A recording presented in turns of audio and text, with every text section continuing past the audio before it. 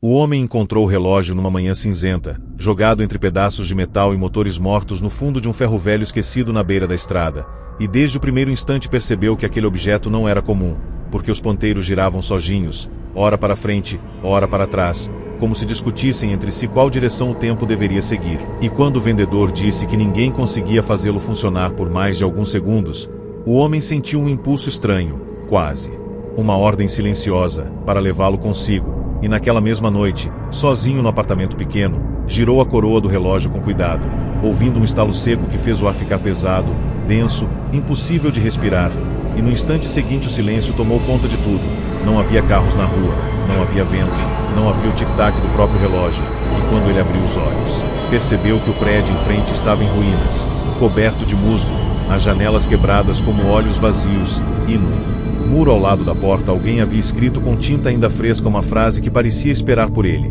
Você não deveria ter vindo, enquanto passos lentos ecoavam atrás, passos que soavam exatamente como os dele.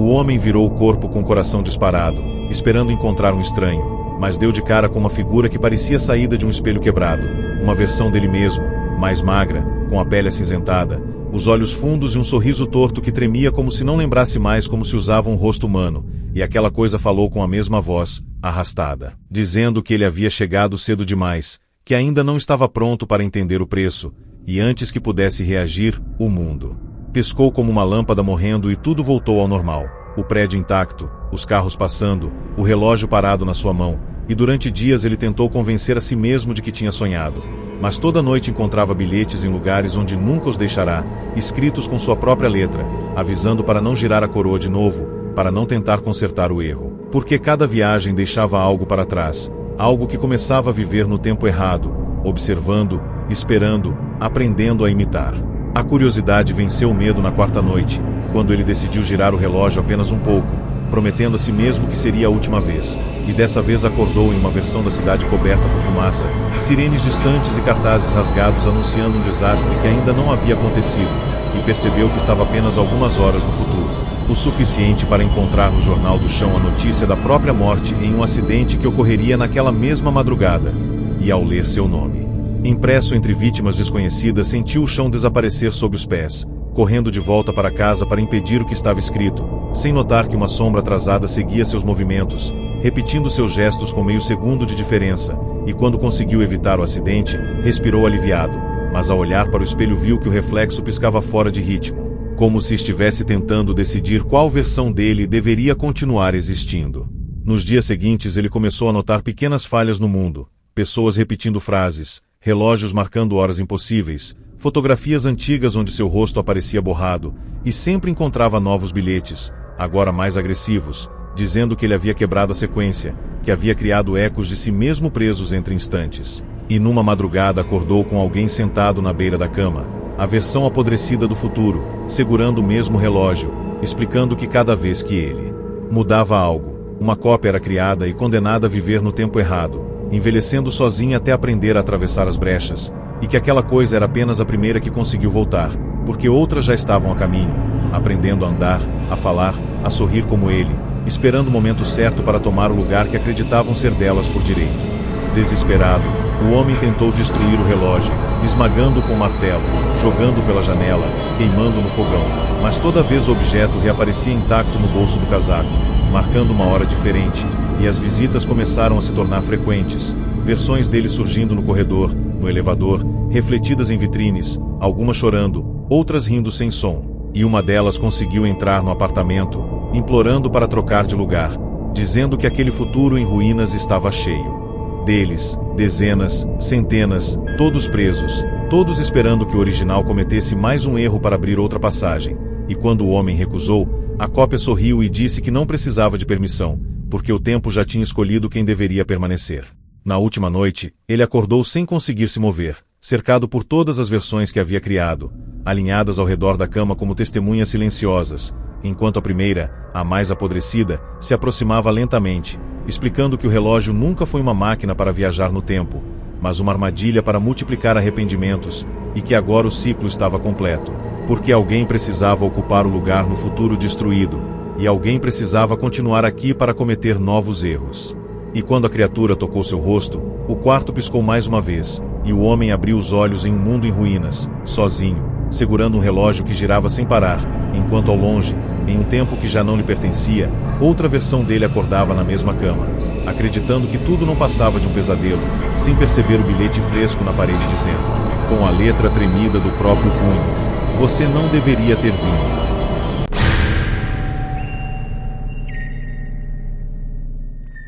A mulher encontrou o espelho no porão da casa da avó logo após o velório, coberto por panos grossos e amarrados com barbante, como se alguém tivesse tentado escondê-lo do próprio mundo, e quando ela puxou o tecido sentiu um frio estranho subir pelos braços, porque o vidro não refletia exatamente o que estava à frente, ele atrasava um segundo inteiro, mostrando seus movimentos com um pequeno descompasso que fazia o estômago revirar.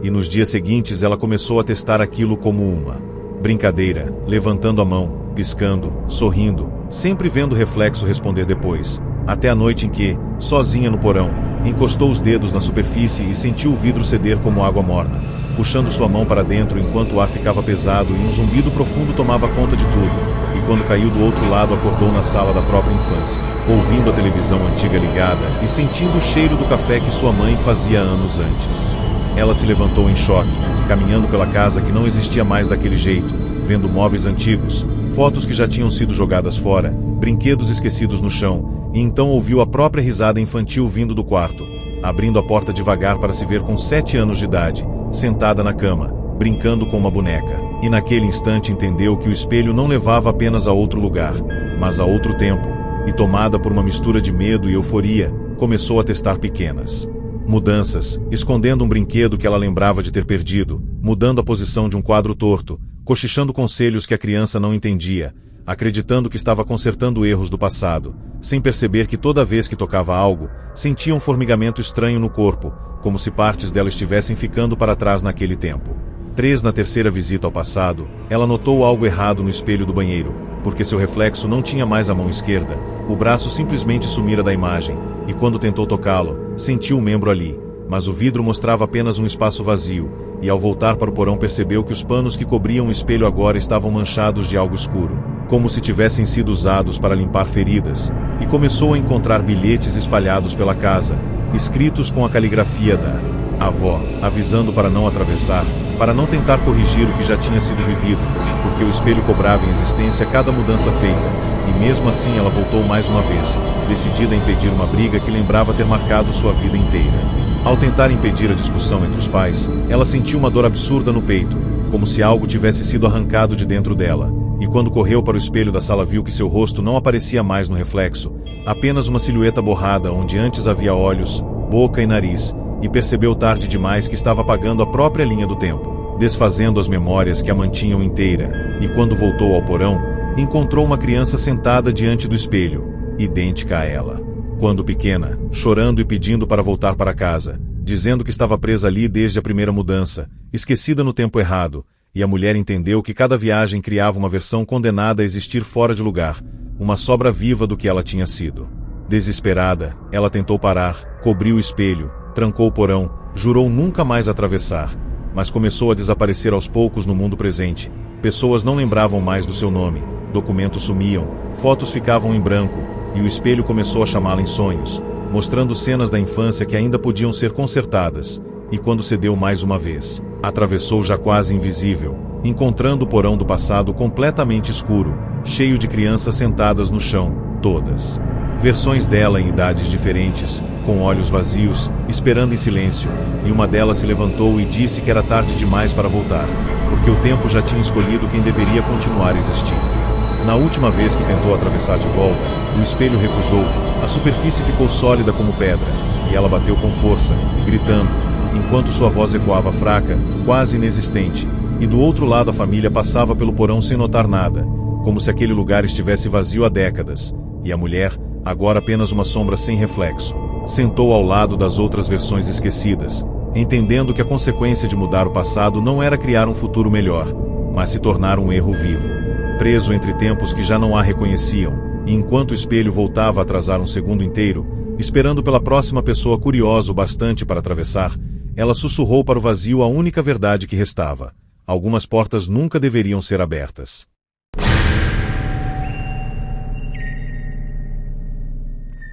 O grupo encontrou a máquina numa ala abandonada da universidade, atrás de uma porta enferrujada com a placa Laboratório de Física Teórica pendurada por um único parafuso, balançando como se tivesse sido tocada há pouco tempo, e nenhum deles deveria estar ali, mas a curiosidade falou mais alto quando viram um painel antigo ainda ligado, emitindo um zumbido baixo e constante. E no centro da sala um arco metálico cheio de cabos, luzes fracas piscando em intervalos irregulares, como um coração. Cansado tentando continuar batendo, e foi quando um deles, rindo nervoso, apertou um botão vermelho que nunca deveria ser tocado, e o ar ao redor pareceu dobrar sobre si mesmo, os ouvidos estalaram, o chão sumiu por um segundo, e então tudo voltou ao lugar, exatamente igual, exceto pelo relógio na parede, que agora marcava 10 minutos a mais. E enquanto comemoravam achando que nada tinha acontecido, nenhum deles percebeu que a sombra de Lucas não acompanhava mais seus movimentos. Eles começaram a testar o salto como se fosse um brinquedo novo, anotando horários, pulando 10 minutos no futuro repetidas vezes,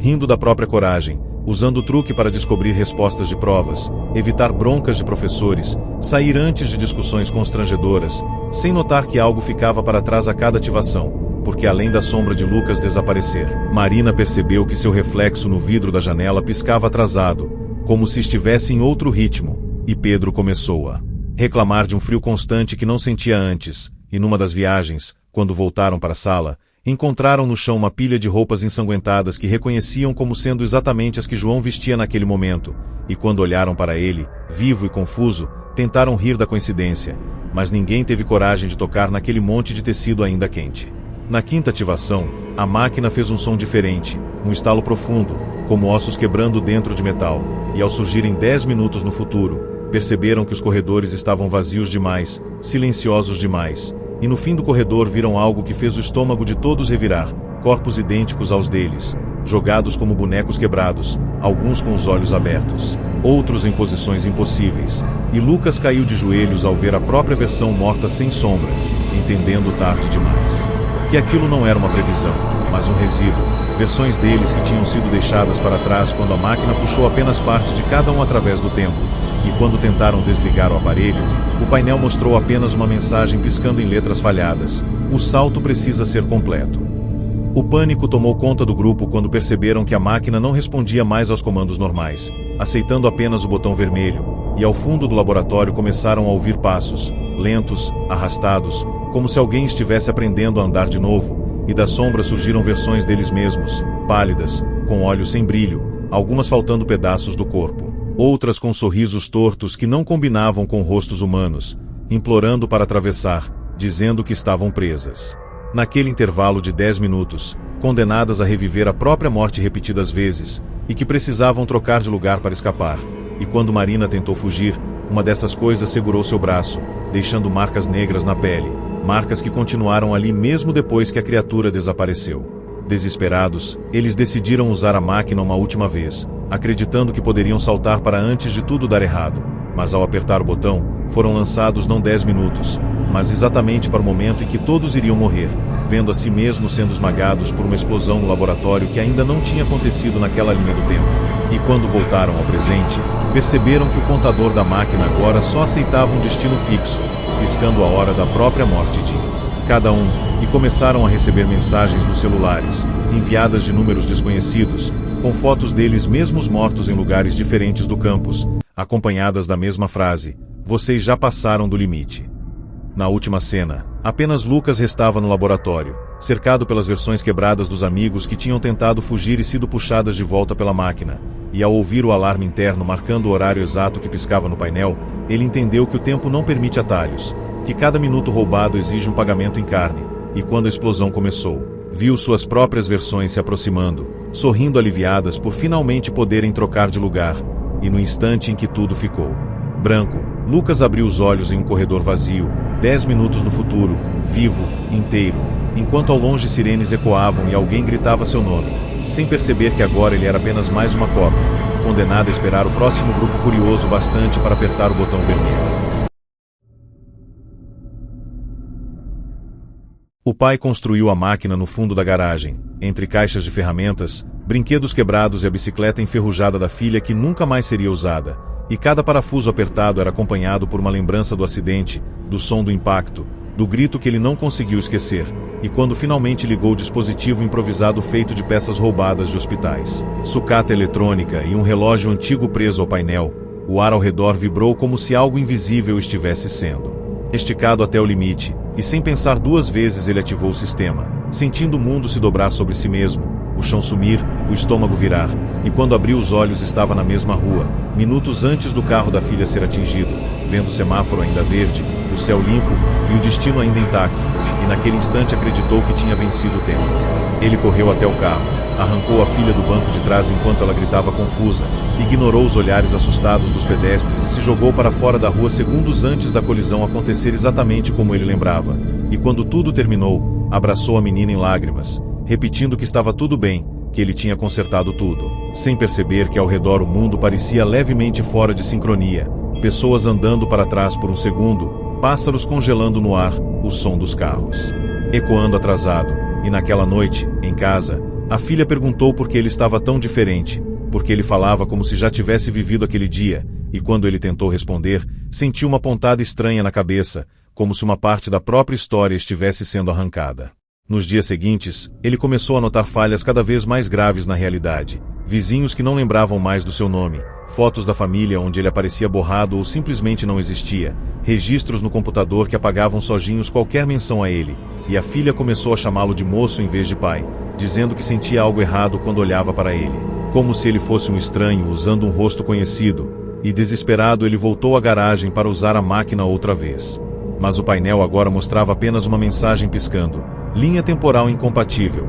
e quando tentou forçar a ativação, sentiu o corpo atravessar o próprio reflexo no espelho da oficina, vendo-se do outro lado, pálido, com os olhos vazios, observando em silêncio. Naquela noite, ele encontrou a filha sentada na sala conversando com outro homem idêntico a ele, mas mais jovem, mais sólido, rindo com ela como se fosse o verdadeiro pai, e quando tentou se aproximar, atravessou a mesa como se fosse feito de fumaça, percebendo com horror que já não era completamente real, e a versão jovem se virou lentamente, dizendo que aquela linha do tempo precisava de um pai, mas não precisava dele, porque ele pertencia a um futuro que nunca deveria ter sido alterado, e, enquanto a filha abraçava o outro homem chamando de pai, ele sentiu o coração afundar, entendendo que a consequência da viagem não foi salvar a filha, mas apagar a própria existência para que outro ele pudesse ocupar aquele lugar. Desesperado para não desaparecer completamente, ele começou a deixar bilhetes pela casa, escrever o próprio nome nas paredes, gravar mensagens no celular da filha,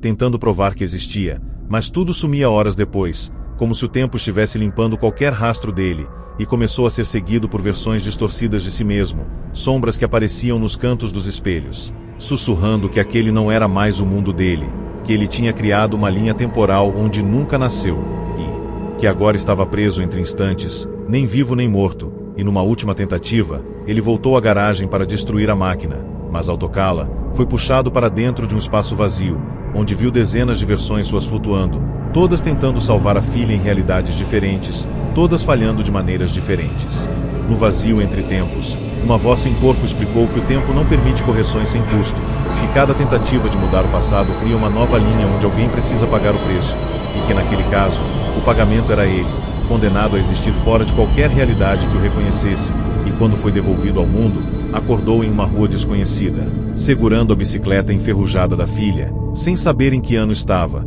sem saber se ela ainda existia naquela linha do tempo, e, enquanto caminhava entre pessoas que atravessavam por ele sem notar sua presença, entendeu que a consequência mais assustadora da viagem no tempo não era perder quem se ama, mas continuar vivo em um mundo onde você nunca deveria ter existido.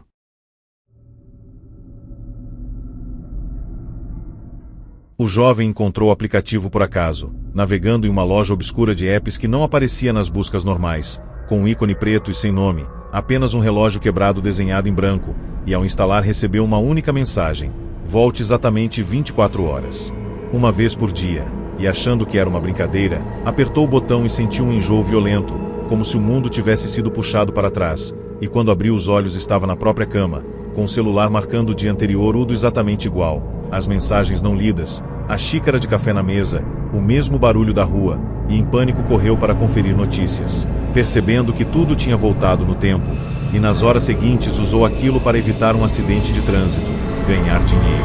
apostando em jogos que já sabia o resultado, consertar brigas que teria com a namorada, acreditando que tinha recebido o maior poder do mundo. Com o passar dos dias, ele começou a usar o aplicativo sem medo, voltando sempre que algo dava errado, acumulando pequenas vitórias, até receber a primeira notificação estranha, enviada por um usuário com o próprio nome e a própria foto de perfil, dizendo apenas, "Não volte hoje", e ele ignorou, achando que era uma piada ou um bug, mas na manhã seguinte encontrou outro aviso. "Você já morreu uma vez", acompanhado de uma foto dele mesmo caído no chão do banheiro, com sangue escorrendo da cabeça. E mesmo assim apertou o botão de voltar mais uma vez, acordando novamente no dia anterior, decidido a descobrir quem estava mandando aquelas mensagens. Ao longo das semanas, as notificações se tornaram mais frequentes e mais desesperadas. "Não toque nisso, não vá até lá, eles estão vindo", sempre assinadas com o nome dele, e em uma das voltas encontrou marcas estranhas nos braços, como se tivesse sido arrastado por algo, sem lembrar de nada disso, e começou a perceber falhas na própria memória, horas inteiras apagadas. E quando tentou ficar acordado a noite inteira para descobrir o que acontecia, desmaiou sem motivo aparente, acordando com mais uma mensagem: "Eu tentei te avisar", e uma foto mostrava dezenas de celulares alinhados numa mesa, todos ligados, exibindo versões diferentes do rosto dele. Decidido a quebrar o ciclo, ele resolveu não usar o aplicativo em um dia crítico, mas no fim da noite, ao evitar apertar o botão, sentiu uma dor absurda no peito e tudo ficou escuro. E quando acordou estava novamente no dia anterior, sem ter escolhido voltar, entendendo que o aplicativo já não era uma opção, mas uma obrigação, e ao investigar mais a fundo, descobriu um diretório escondido no celular cheio de vídeos gravados por ele mesmo em datas futuras, em todos implorando para que parasse de usar o app, dizendo que cada uso criava uma nova cópia condenada a viver o mesmo dia, tentando desesperadamente consertar uma vida que já estava destinada a terminar mal. Ele começou a receber visitas, pessoas que diziam conhecê-lo, mas que ele nunca tinha visto, algumas feridas, outras chorando, todas dizendo ser versões dele de linhas do tempo diferentes, que tinham conseguido encontrar o caminho de volta, e uma delas, com o rosto envelhecido e os olhos vazios, explicou que o aplicativo não voltava apenas o tempo, ele duplicava o usuário, deixando uma versão para trás em cada linha quebrada, vivendo o dia até morrer, enquanto a nova cópia seguia adiante, acreditando ser a original, e que em algum ponto todas aquelas versões estavam sendo atraídas para o mesmo lugar, como se algo estivesse coletando todas elas. Na última noite, ele acordou em um quarto desconhecido, cercado por dezenas de celulares ligados, todos mostrando versões dele em datas diferentes, alguns feridos, outros enlouquecidos, repetindo em coro para não apertar mais o botão, enquanto uma figura nas sombras, usando o rosto dele, dizia que só uma versão poderia continuar existindo, e que o aplicativo servia para escolher qual sobreviveria, e quando tentou fugir, sentiu o mundo girar para trás mais uma vez, acordando no dia anterior com o ícone do app brilhando na tela, e uma nova notificação dizendo: "Agora é a sua vez de avisar", enquanto ele começava a digitar a primeira mensagem para a próxima cópia de si mesmo, entendendo tarde demais que a consequência da viagem no tempo não era mudar o passado, mas se tornar parte de um ciclo infinito que nunca permitiria um final diferente.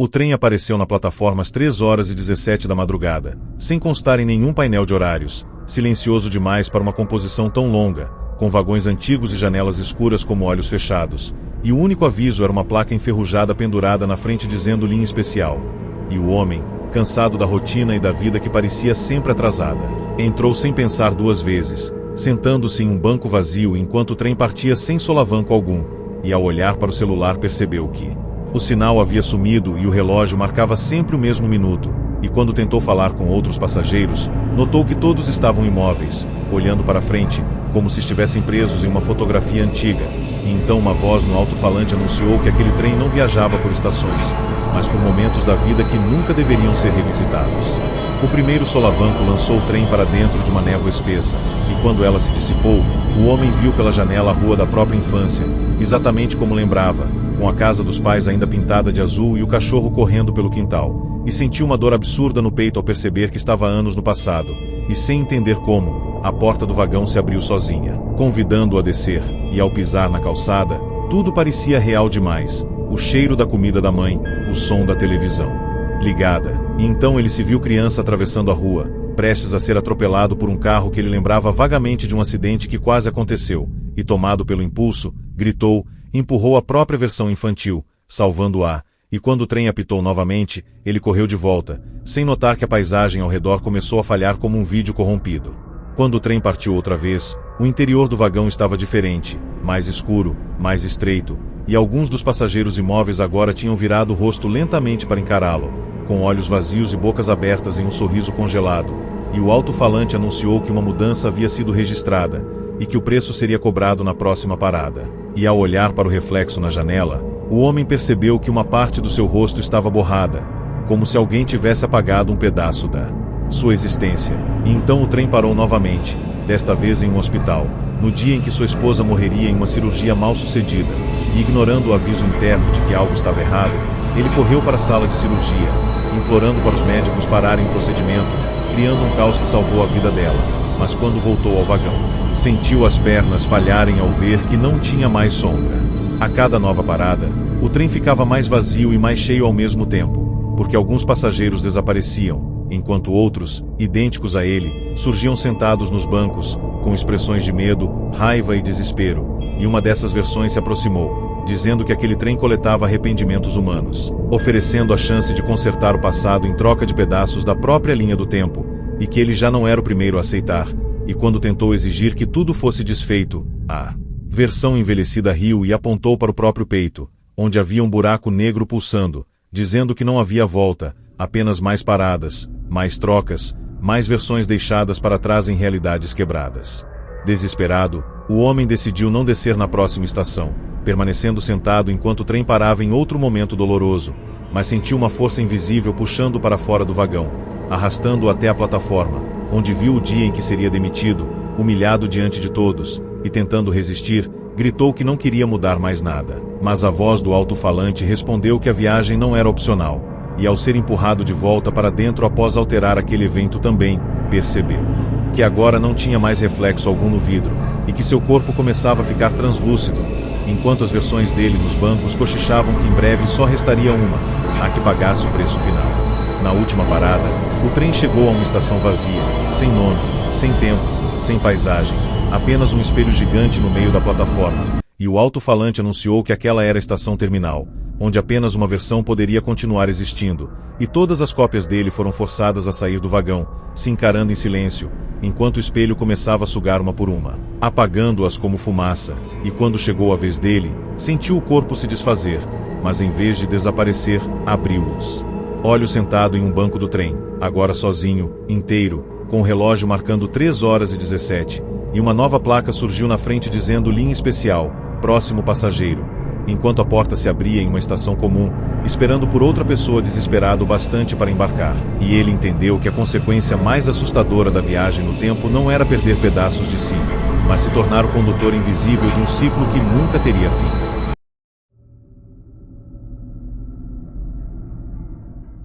O elevador surgiu no fundo do estacionamento às 2h22 da madrugada, onde antes só havia uma parede de concreto, com portas metálicas antigas e um botão único sem numeração, e o homem, voltando do trabalho exausto, entrou achando que era algum acesso novo do prédio, apertando o botão por instinto, e no instante em que as portas se fecharam, sentiu um solavanco que não correspondia a nenhuma descida normal, porque o visor não mostrava andares, apenas datas, e quando tentou sair, o elevador já estava em movimento, descendo rápido demais, enquanto uma voz neutra no alto-falante dizia que aquele era o transporte temporal de correção, usado para levar passageiros ao momento exato em que suas vidas começaram a dar errado.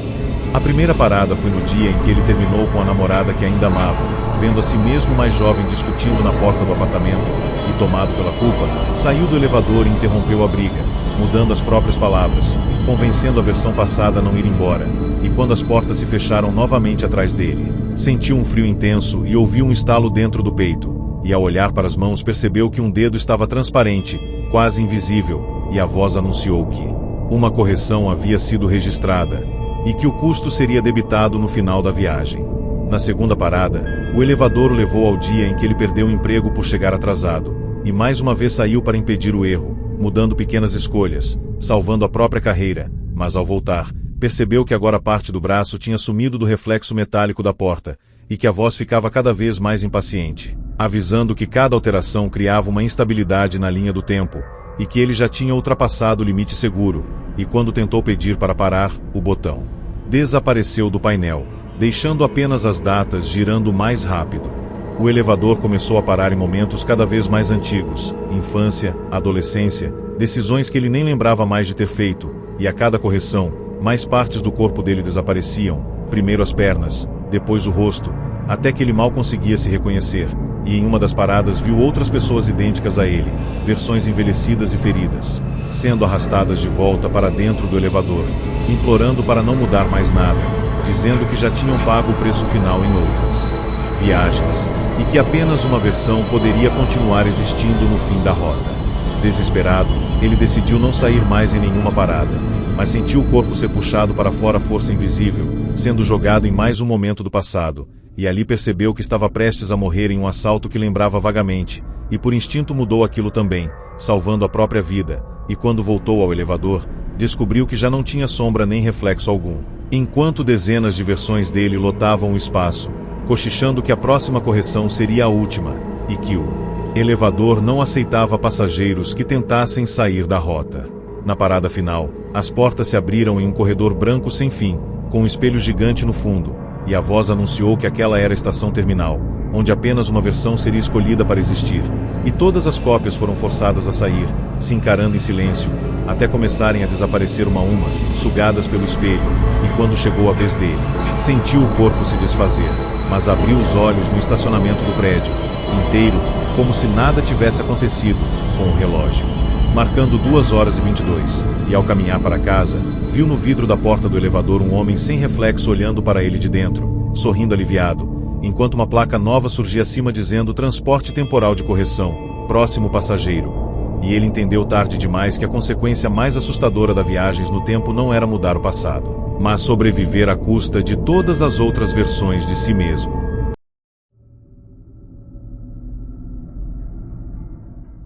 O diário apareceu dentro de uma gaveta trancada no arquivo morto da biblioteca municipal, onde só funcionários antigos tinham acesso, com a capa de couro rachada e sem título algum, e quando o estudante de história o abriu por curiosidade, encontrou datas escritas à mão que ainda não tinham acontecido, descrevendo eventos comuns da sua própria vida com uma precisão perturbadora, como a hora exata em que ele derrubaria café na camisa ou o nome da pessoa com quem brigaria no dia seguinte, e, achando que era uma pegadinha, levou o diário para casa, apenas para perceber que tudo o que estava escrito realmente acontecia, até chegar uma página marcada para aquela noite, dizendo: "Você vai morrer às 23h41, e tomado pelo pânico, decidiu que faria qualquer coisa para impedir aquilo, sem perceber que cada palavra naquele diário não previa o futuro,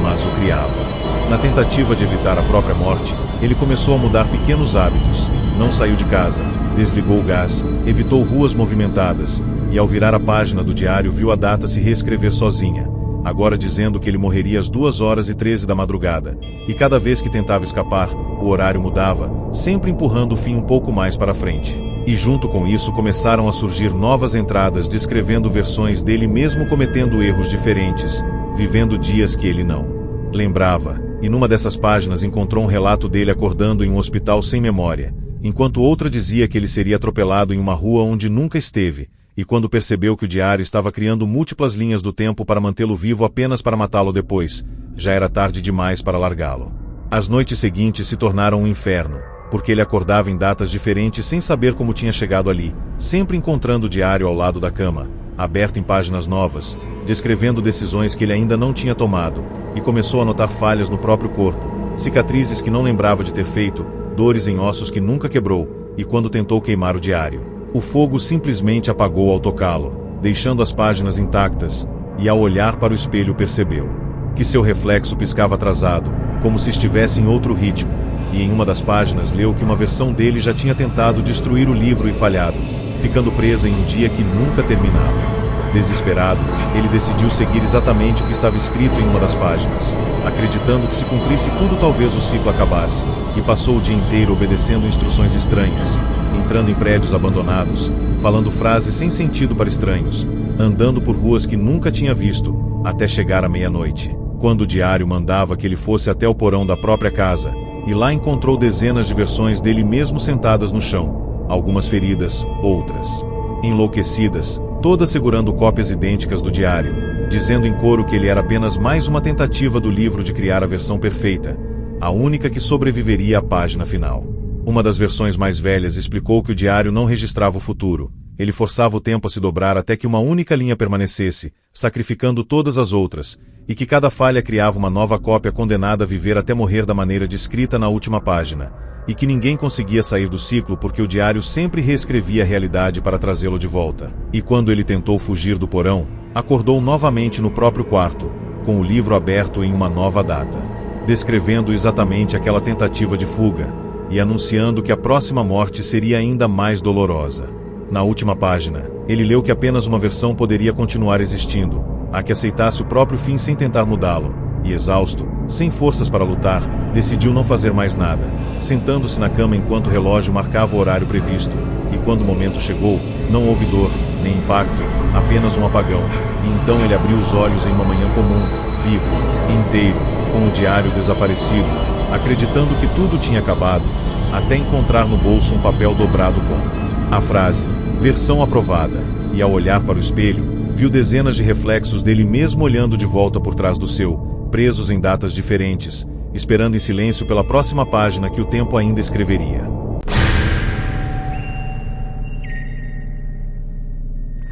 O homem descobriu a fita cassete dentro de uma caixa esquecida no depósito da antiga rádio comunitária da cidade, com um rótulo escrito à mão dizendo apenas mensagem para você, 1994.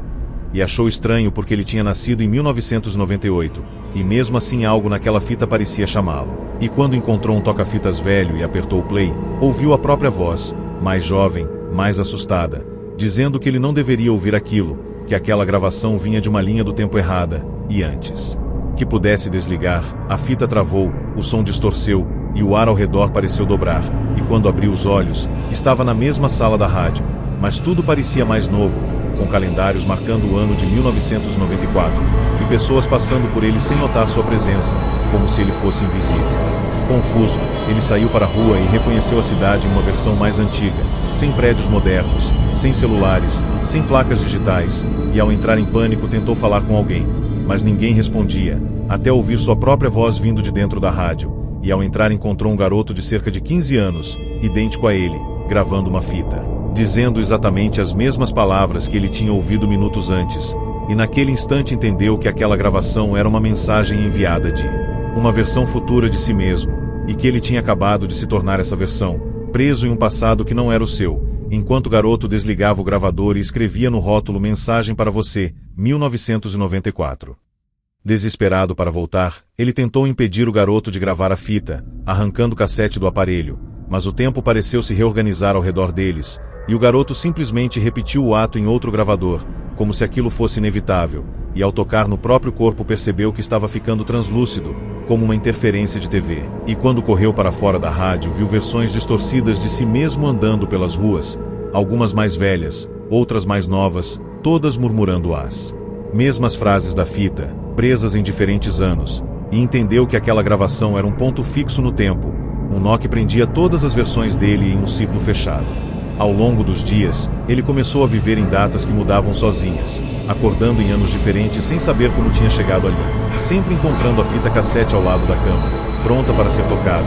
e em uma dessas mudanças acordou em 2037, numa cidade em ruínas, onde encontrou uma versão envelhecida de si mesmo, sentado entre destroços, explicando que aquela fita era usada por algo que vivia entre os tempos para coletar versões humanas, usando arrependimentos e curiosidade como isca. E que cada pessoa que ouvia a própria voz em uma gravação acabava presa em um ciclo parecido, condenada a gravar a mensagem para a próxima versão. A versão envelhecida disse que ele tinha tentado destruir a fita centenas de vezes, queimando, quebrando, enterrando, mas que ela sempre reaparecia intacta em algum ponto da linha do tempo, porque a gravação não era um objeto físico comum, mas um marco temporal, e que o único jeito de sair do ciclo seria convencer a próxima versão a não apertar o play, algo que nunca funcionava, porque a curiosidade sempre vencia, e enquanto falava, começou a desaparecer, deixando apenas o gravador ligado, tocando a mensagem em loop, e quando o homem tentou tapar os ouvidos, acordou novamente na rádio, em 1994, com a fita sobre a mesa. Na última repetição, Exausto e sem memória clara de quantas vezes já tinha vivido aquilo, ele decidiu gravar uma mensagem diferente, implorando para a próxima versão não ouvir, não tocar na fita, não cair na armadilha, e quando terminou, escreveu no rótulo o ano atual, acreditando que isso mudaria algo, mas ao apertar play, ouviu exatamente a mesma mensagem de sempre, com a própria voz dizendo que aquela gravação vinha de uma linha do tempo errada, e então entendeu que o tempo não permitia variações naquele ponto fixo, e enquanto a fita girava sozinha, ele sentou na cadeira da rádio, percebendo que agora era apenas mais uma versão condenada a esperar a próxima pessoa curiosa o bastante para apertar o play e ocupar o seu lugar no ciclo infinito.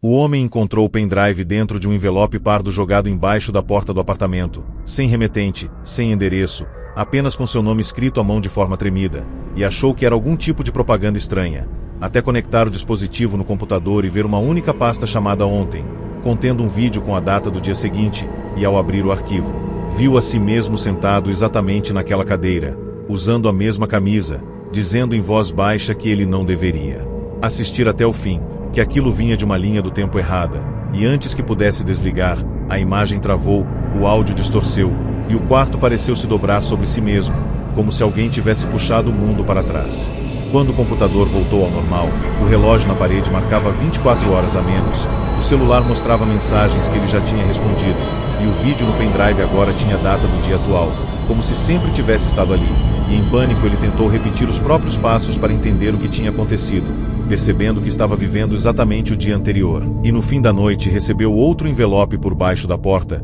idêntico ao primeiro, com outro pendrive dentro. E desta vez o vídeo mostrava ele morrendo em um assalto que ainda não tinha acontecido, com a própria voz implorando para que ele mudasse o caminho para casa. Aterrorizado, ele decidiu obedecer ao aviso, pegando uma rota diferente naquela noite, evitando o assalto, e ao chegar em casa encontrou o computador ligado sozinho, com um novo vídeo sendo copiado para a pasta Ontem, e ao abrir, viu uma versão dele mesmo mais velha, com o rosto cansado, dizendo que cada vez que ele mudava algo, criava uma nova gravação, e que aquelas gravações eram deixadas para trás para guiar a próxima cópia, e quando tentou destruir o pendrive, jogando-o pela janela, ouviu o barulho dele cair, mas segundos depois o encontrou novamente sobre a mesa, intacto, com um novo arquivo sendo criado. Nos dias seguintes, ele começou a acordar em datas diferentes sem saber como tinha chegado ali, sempre encontrando novos pendrives espalhados pela casa, todos com vídeos dele em momentos futuros, alguns feridos, outros enlouquecidos, repetindo a mesma frase: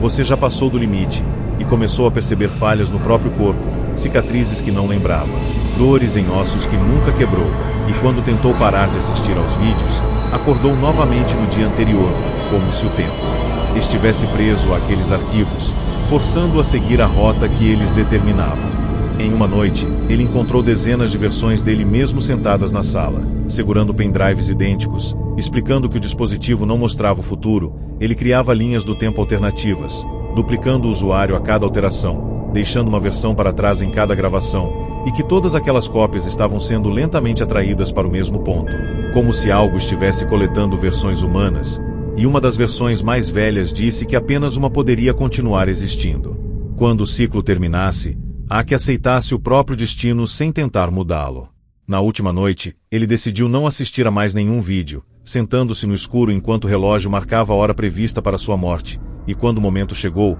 não houve dor, nem impacto, apenas um apagão, e então abriu os olhos no próprio quarto, inteiro, com o pendrive desaparecido, acreditando que tudo tinha acabado, até encontrar em cima da mesa um envelope pardo novo, com seu nome escrito à mão, e dentro dele um pendrive com a pasta Ontem, contendo um único vídeo com a data do dia seguinte, onde ele mesmo, em voz baixa, dizia exatamente as mesmas palavras: "Você não deveria assistir até o fim".